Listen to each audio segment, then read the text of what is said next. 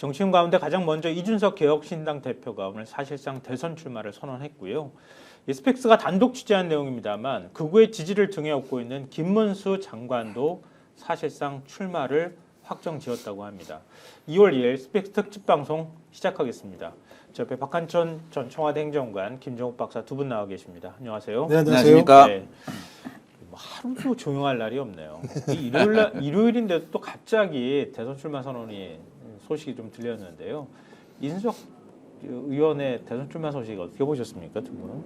뭐 저는 진짜 내란이 진압되지도 않은 상황이고 국민들이 혼란한 상황인데 가장 젊고 가장 작은 정당에 있는 이준석이라는 인물이 지금 대선을 선언할 상황인가? 저는 이 자체가 국민 정서와 무관하게 자기의 정치적인 입지 또는 자기의 정치적인 비전을 위해서라면 상황 논리를 전혀 인정하지 않겠다라는 것밖에 안 되는 상황이라는 생각이 들고요. 뭐 본인 입장에서야 이렇게 해서 선점하겠다라고 하는 생각을 뭐 가질 수도 있다라는 생각이 들기는 합니다만 이런 효과 자체가 국민들한테는 저 사람 대통령병에 걸린 거 아니야? 라고 하는 느낌으로 치환되지 않을까. 그리고 본인이 한 얘기가 있잖아요. 아니, 본인이 당한 일이 있잖아요. 양두구육. 개고기 팔았잖아요. 양고기 걸어놓고. 근데 제가 볼 때 지금 하는 행동이 거의 양두구육 같은 거 아닌가. 본인이 이 상황에서 양고기 걸어놨다고 지금 얘기하는 거 아니겠어요? 근데 지금 상황이 양고기 팔 때입니까? 전 이런 걸 보면서 진짜 국민 정서와 무관하게 국민과 공감하지 못하고 자기만을 위해서 정치를 펼쳤던 것이 윤석열이었는데 제가 볼 때는 어찌 보면 윤석열 2 같은 느낌이 들기도 하다 이런 생각이 듭니다. 오히려 윤석열하고 싸울 상대는 나다. 뭐 이렇게 지금 얘기하고 싶어하는 거 아닌가 싶은데요. 왜냐하면 윤석열 대통령 때문에 당대표직에서 물러나게 됐었고 결국은 국민의힘을 떠난 거잖아요. 그러니까 윤석열 탄핵하고 탄핵에서 난 자유롭다. 그러니까 내가 먼저 차별화를 시도하겠다. 이런 의미를 담고 있는 겁니까? 지금 그렇게 보이는 것 같아요. 이준석 대표는 엄밀히 말하면은 진보보다는 보수 쪽으로 봐야 되거든요. 보수 쪽으로 봐야 되는데 또 이 사람이 정치하는 행보를 보면은 정말 정치적 득실에 대한 계산이 엄청 빠른 사람이에요. 그런데 지금 국민의힘도 그렇고 제1야당 민주당도 그 대선에 대해서 후보에 대해서 이야기를 잘 하고 있지 않습니다. 왜냐하면 가장 문제가 뭐냐면은 민주당에서 먼저 대선에 대해서 지금 이야기를 하면은 거대 야당이 민생에는 그게 관심이 없고 오만하다. 오만 프레임에 걸릴 수 있고 지금 현재 여당으로부터 민생에는 관계없고 재법에만 관심이 있다. 정권 탈환에만 관심이 있다. 이렇게 비난을 받을 수 있거든요. 그런데 이준석 그 대표를 보면은 지금 야당이지만 그런 비난에서는 자유로워요. 그리고 또 보수 입장에서 보면은 지금 보수에서 만일 누가 저요 대선 나가겠어요 하면은 어떻게 되냐면은 배신자 프레임에 걸립니다.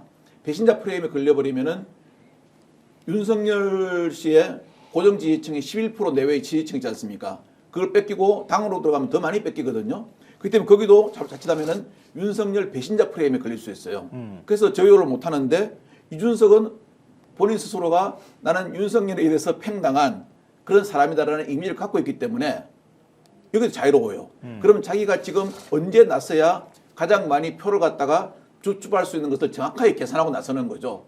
거기다가 또 최근에 뭐라고 그랬습니까? 자기가 그 지금 현재 보수가 약간 비난받는 부정선거론 있죠. 네네. 여기에 대해서 자기가 그 토론을 하겠다 그랬지 않습니까?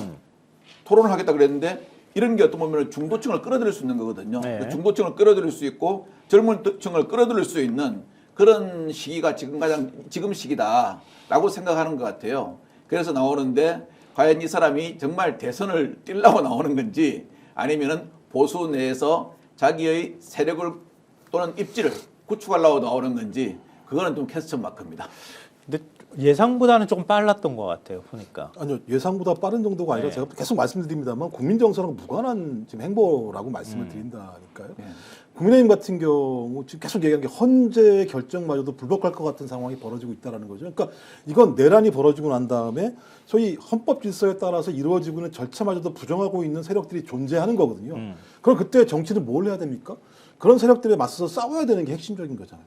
근데 그런 얘기는 거의 하지 않고 있다가 갑자기 뜬금없이 홍대 가서 야 젊은 친구들이라는 거잖아요. 따지고 20, 30대의 거리니까 거기 가서 갑자기 대선 출마를 얘기하면서 말씀하신 것처럼 나는 윤석열한테 팽당했어 라고 얘기하는데 왜 그 얘기만 합니까? 그 전 얘기는 왜 안 합니까? 윤석열에게 부역한 자 아닙니까? 누가 뭐라고 하더라도.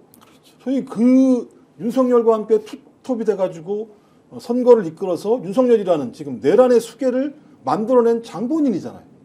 그게 선제가 돼야죠. 그런 분과 관련해서 국민에게 사과해야죠. 왜? 본인이 정치인으로서 14년 동안 정치했다고 얘기합니다만 사람 하나 제대로 못 본 거 아니에요. 결론적으로. 그리고 그 사람한테 팽당한 거 아닙니까? 그런 사람이 거기에 대해서 국민에게 사과하지 않고 갑작스럽게 이 공간이 열리니까 개혁신당 뭐 이해하겠습니다. 정당이 대선 후보가 존재하지 않았을 때 그 정당의 가치가 너무나 하락한다는 것은 알겠습니다만 왜 이 시점인가 이런 측면에서는 본인의 대통령병 아니면 본인의 욕심이 아니고는 설명하기 어렵다. 저는 이 와중에도 예를 들면 자기의 정치적인 미전을 위해서 계산을 한다? 저는 그런 사람이 정치에서 국민이란 정치를 할 수 있을 것인가라고 하는 질문을 저는 누구든지 할 수 있다는 생각이 들거든요. 저는 그래서 자기 발등에 자기가 지금 도끼를 찍고 있는 상황이 아닌가 이런 느낌이 들 때가 있어요. 하기야 윤석열 계엄 선포 이후에 예. 이준석 의원이 정면으로 비판하거나 아니면은 내란 세력을 비판하고 이런 모습들을 별로 본 적이 없거든요. 그러니까 조용히 가만히 있다가 예. 갑자기 지금 튀어나와가지고 나 대선 출마하겠어 이렇게 얘기한 건데 감옥에 있는 명태균은 무슨 생각을 할까요? 그러니까 뭐라고 명태균 사태 얘기할까요? 일어났을 때도 이준석 대표가 꼭 한 말이 있습니다. 명태균 사장님으로 극존칭을 썼어요. 네. 존칭을 썼고 아까 우리 김 박사님 말씀하신 것처럼 이 사람은 지금 계산하는 거거든요. 정치 철학보다는 정치 기술에 능한 사람입니다. 정치 철학은 제가 보니까 없는 것 같고요. 정치 기술에 능한 사람인데 자 보수로부터도 욕을 안 듣고 그러니까 강하게 뭐 윤석열 계엄에 대해서 비판하거나 탄핵을 한다고 안 났어요. 왜냐하면 자기 정치 인문을 박근혜 전 대통령이 시켰거든요. 그러면 자기는 원래 텃밭이 보수잖아요. 이게 보수에서도 자기는 줍줍하겠다 하는 거거든요. 자 싸움은 지금 헌재를 부정하고 지금 민주주의 국가에서 사법체제를 부정하는 거 아닙니까? 그 싸움은 야당 보고 하라는 겁니다. 나는 둘이 피터지게 싸우면 떨어지는 곡식만 죽겠다. 이게 네. 이제 소위 말하는 정치 기술이거든요. 네. 안 그렇겠습니까? 우리가 그러지 않습니까? 조폭 3명이 싸우면요. 제일 힘없고 약삭 빠른 사람이 절대 안 싸웁니다. 둘이가 싸우고 나면은 어차피 둘 다 피해를 볼 거 아닙니까? 그럼 그 나머지 잔당으로 소탕하는 게 이제 약삭 빠른 조폭이라 그러거든요. 이제 그런 식으로 나오는 거죠. 그래서 나는 어떤 누구에 대해서 표를 잃을 만한 즉 내 표를 깎아먹을 짓은 절대 안 하고 여기든 저기든 표를 얻을 국리만 하고 정치를 하겠다. 이제 이런 식으로 생각하는 것 같아요. 그런데 이게 참 보면 그러니까 어떤 보면은 참 실리에 밟고 계산을 잘하는 것 같은데 결국 이런 분들이 나중에 크게 제가 보니까 큰 정치가로서 못 되더라고요.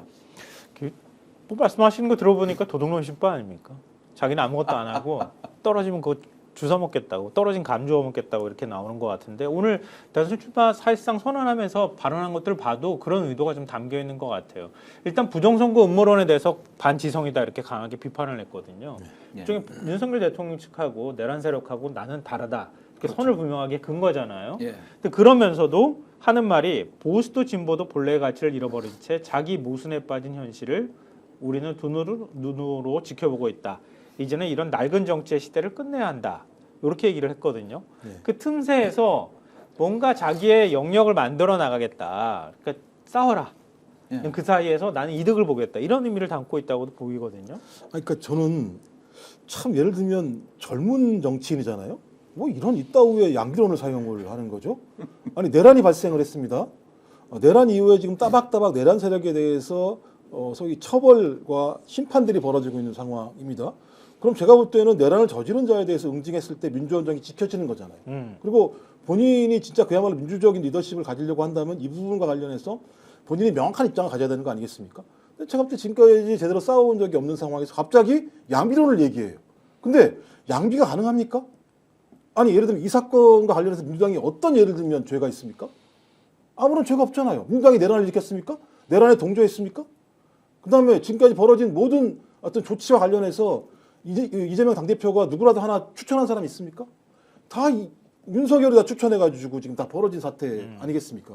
전 그런 의미에서 양비론 자체들은 무의미한 예를 들면 줄타기다. 그리고 또 하나는 홍대 갔다는 거잖아요. 2030. 그러니까 이것은 남성들이거든요. 주로 따지고 보면 이준석의 과거 지지층이라고 하는 게 지금 어디가 있습니까? 김무수한테 다가 있습니다. 따지고 보면. 그렇죠. 본인이 뭘 얻을 수가 있죠 거기 가서.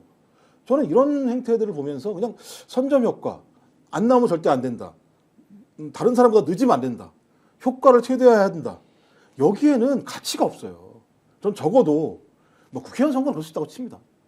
대통령이라고 하는 자리는 매우 무거운 자리입니다. 특히 윤석열이라는 인간이 대중들의 지지를 얻고 0.73%입니다만 가장 높은 득표율로 대통령이 된 그런 자가 벌인 행태가 내란이란 말이에요. 일단 대통령 자리가 얼마나 무거운지를 안다면 저는 진짜 육중한 철학적 가치를 가지고 국민들한테 제시를 해야 되는데 오늘 내용 들어보면 내용이 없어요. 저는 그런 사람이 정치를 하겠다고 나서는 건 또 다른 이익을 추구하는 거다. 근데 그 이익을 추구하려고 또 자기에게 다가오고 있는 어떤 범죄 혐의를 갖다 벗어나려고 내란을 일으킨 자와 뭐가 다른 것인가에 대한 좀 철학적 고민을 먼저 하고 난 다음에 출마 선언을 하는 게 낫다고 생각이 듭니다. 근데 좀 부정적으로 얘기하면 2030 세대의 극우화 경향에 오히려 불을 붙인 당사자 중에 한 명이잖아요. 그렇죠. 그러니까 반페미니즘을 활용하기도 했고 예. 또 그러면서도 젊은 층이 어떤 고민을 하고 있는지 이런 거에 대한 얘기를 하기보다는 일종의 사회적 약자에 대해서 장애인에 대해서 오히려 자기가 비판을 적극적으로 한다거나 이런 모습들을 보인 걸 보면 어찌 보면 저게 파시즘적인 사고를 갖고 있다고 해도 과언이 아닌데 본인이 생각할 때는 자기가 등판하면 2030에서 어느 정도 득표력을 가질 수 있을 거다. 한 10% 가까이 욕심내지 않을까 또 싶은 생각이 들거든요. 그러니까 박한춘 전 행정관께서는 예. 어느 정도 득표력 가질 수 있다고 보세요? 젊은 층이 어느 정도 반응할 거라고 보세요? 저는 대선이 본격화되면 이준석 씨가 지금처럼 행동하면요, 이 사람은 지금이 피크고 점점 갈수록 하락의 길을 걸을 것 같아요. 왜냐하면은 이준석의 정치를 보면요, A는 B다. 나는 대선 나와야 된다. 윤석열이 대통령이 돼야 된다. 하는데 그리고 뭐 젊은 층들이 고민하고 있다. 우린 다 알고 있죠. 그런데 하우가 없어요. 나는 내가 이 사람을 대통령으로 밀 때 이 사람을 어떻게 이 사람이 대통령을 할 수 있게 하겠다. 내가 젊은 층들의 고민을 해결하는데 어떻게 하겠다. 이게 없어요. 단답형으로 탁탁 하니까 어떻게 돼요? 젊은 사람들은 처음에 길을 손고 돼요. 그래 좋아. 네가 그래서 젊은 층들의 뭐 실업률을 없애고 이렇게 어떤 자조적인 것을 다 키워주겠다는데 어떻게 할 건데? 그러면은 그럼 일단 나를 시켜줘봐. 그럼 내가 할 거다 이 말이거든요. 자, 우리 한번 봅시다. 이 앞에 대선 과정 있지 않습니까? 거기서 윤석열이 그 대선 과정 대선 주잡됐을 때 두 번 싸웠죠. 우리가 지금도 고민하는 게 그때 왜 싸웠지? 과연 우리 대한민국을 위해서 어떤 큰 노선이 달랐기 때문에 싸웠지? 이건 없어요. 네. 싸운 이유가 보면 잔잔한 이유만 나와요. 무슨 뭐 치맥거리 가는데 앞으로 질러갔다 뭐 했다 이런 것만 나오거든요. 이런 걸로 보면은 정말 이 양반은 제가 보니까 어떻게 하면은 지나가는 사람이 나를 보고 한번 시선을 줄까 이런 데는 상당히 능하죠. 능한데 시선을 준 사람이 저 사람 괜찮네 어떻네 하고 깊이 있게 느끼게 하기에는 부족함이 많다는 거죠. 그래서 제가 보기로는 지금의 어떠한 지금이 본인이 나와가지고 어떤 세력 가장 본인의 몸집을 불릴 수 있는 가장 큰 시기다 생각하고 나온 거 그 이상도 이하도 아니다고 봐요. 전 더 웃겼던 게 우리 그 공자 말씀에 수신하고 제가하고 치국 평천하라 지금 집안 개판이거든요. 개혁신당 개판이잖아요. 집안이요 지금. 예를 들면 당대표 당원이 뽑은 당대표를 또 당원이 또 예를 들면 탄핵을 시켰는데 네. 절차적으로 문제가 있다라고 지금 천하람과 지금 허은하 둘이서 지금 난리가 나서 지금 싸움을 하고 있는데 홍대 나와가지고 저 대선 출마합니다라고 얘기하는 사람이 상식적입니까? 자기 집안이 지금 아주 난장판이 된 상황이에요. 근데도 밖에 나와서 저 얘기를 하고 앉아 있어요. 저걸 보면 제정신인가? 제 느낌이 이런 거예요. 제가 지금 저희가 윤석열과 내란 세력과 더 열심히 싸워야 합니다만 이런 얘기를 하는 게 상식적으로 집안에서 저기 싸움 일이 났으면 빨리 정리를 하고 난 다음에 정리가 되고 난 다음에 자 우리 이제 좀 우리가 개혁신당으로서 국민들에게 비전을 보여야 되는 거 아니야. 근데 내가 그나마 좀 지지가 많잖아 국민들에게. 내가 출마 선언할 테니까 이게 순서가 맞는 거잖아요. 그러니까 저는 뭐지? 저 사고방식이 뭐지? 저 이해가 안 돼. 그래서 우리가 뭐지 누구한테 했습니까? 윤석열한테 한 거 아니에요? 쟤 뭐지? 그렇죠. 쟤 뭔데 저렇게 하는 거지? 뭐가 다르지? 저는 또 이런 고민이 있는 거죠. 그러니까 아까 말씀하셨던 것처럼 정책 기술에 굉장히 능한 거잖아요. 기술에 능하죠. 그러니까 당내 갈등이라든가 이런 게 굉장히 부정적으로 보였을 게 틀림이 없거든요. 그러니까 오히려 대선 출마를 앞당겨서 선언을 해버리면 당내 갈등이나 이런 게 덮이지 않겠습니까? 그리고 더군다나 개혁신당이라고 하는 존재는 결국 이준석 대통령 만들기 위해서 만들어진 당이라고 볼 수 있잖아요. 그러니까 당내 문제에 매달리게 되면은 결국 당 갈등으로 인해서 당이 쪼개지는 지경까지 갈 가능성이 있으니까 차라리 대선을 통해 가지고 뚫고 가버리자 그냥. 그렇게 하면서 자기 지지세를 그냥 모아버리자 이런 생각을 좀 하고 있는 거 아닌가 그런 생각도 좀 드는데요.